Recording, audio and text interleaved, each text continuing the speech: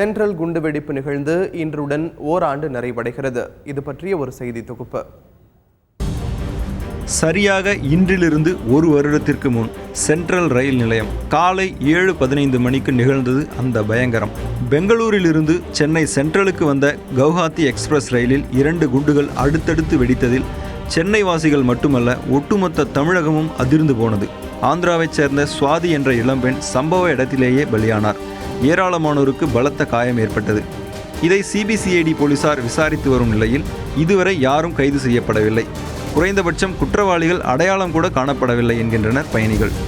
இதுவரைக்கும் அந்த தகவல், அது யார் என்ன பண்ணா, யார் காரணம், பின்னால் யார் இருக்கா, இதுவரைக்கும் எந்த இதுவுமே கண்டுபிடிக்கலை.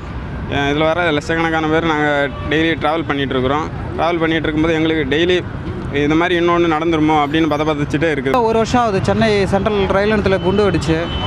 ஸோ இதுக்கு பொதுமக்களுக்கு ரயில்வேவும் சதர்ன் ரயில்வேவும் கொஞ்சம் பாதுகாப்பு வசதிகளை நல்லா பண்ணால் நல்லாயிருக்கும். இப்போது அந்த இடத்த பார்க்கும்போது பதற்றமாக தான் இருக்குது. இன்றைக்கும் நான் 9th பிளாட்ஃபார்ம் போவேன்னா அந்த ஞாபகம் வந்துகிட்டே தான் இருக்குது என் மனசில்.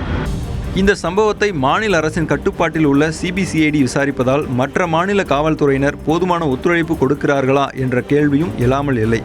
இதற்கு ஒரே தீர்வு வழக்கை தேசிய புலனாய்வு அமைப்பிடம் வழங்க வேண்டும் என சிபிஐ முன்னாள் அதிகாரி ரகோத்தமன் கூறியுள்ளார். ஸ்டேட் கவர்மெண்ட் ஒரு ஆன்டி சென்ட்ரல் ஆக்டிவிட்டீஸ் எடுத்த சென்ட்ரல் நோக்கோட்டும் இதை பார்த்த தொட்டு இந்த கேஸை கண்டுபிடிக்காத நிலைமையில் இப்போ இருக்குது. கண்ணுக்கு தெரியாத அக்யூஸ்ட், அவன் எங்கே இருக்கிறான் யார் இருக்கான்னு தெரியாது. ஆனால் செய்தவனும் கண்டுபிடிக்க முடியல. ஆனால் செய்யப்பட்ட நிகழ்ச்சியை வச்சுக்கிட்டு தான் நம்ம போகணும் ஒழிய.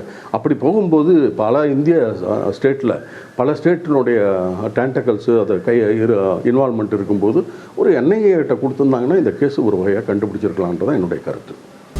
விரைந்து குற்றவாளிகளை பிடித்து பயணிகளின் அச்சத்தையும் அதிருப்தியையும் போக்க வேண்டியது அரசின் கடமை என்பதை யாராலும் மறுக்க முடியாது. தந்தி செய்திகளுக்காக கோகுல்.